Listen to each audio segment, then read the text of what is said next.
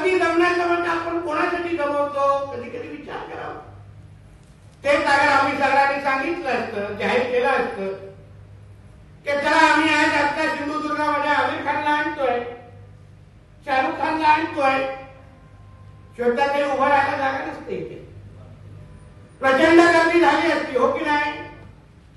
आमिर खानला बघायचा ना, त्याला काहीतरी फोटो काढायला भेटले पाहिजे, त्याच्याबरोबर सेल्फी काढायला भेटले पाहिजे.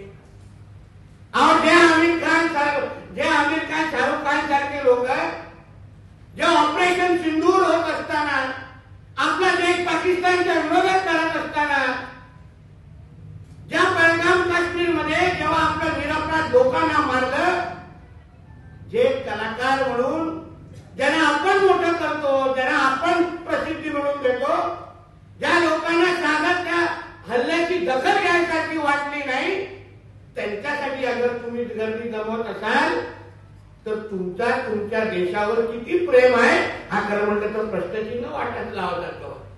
हालचाल करत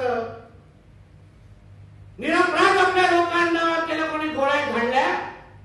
अन्य वेळी जेव्हा गाझापट्टीवर काय झालं, पॅलेस्टाईनची बाजू घेणारे कधी आपली भारताची बाजू कधी घेताना हे आमिर खान शाहरुख खान सारखे लोक जे आपल्याला दिसत नाही, त्यांच्या बरोबर सेल्फी काढण्यापेक्षा तिथे ढोपरावर बसून तुम्ही त्या फोटोवर जेव्हा सेल्फी काढा तेव्हा तुम्ही खऱ्या अर्थाने देशभक्त म्हणून तुम्ही ओळखतोय.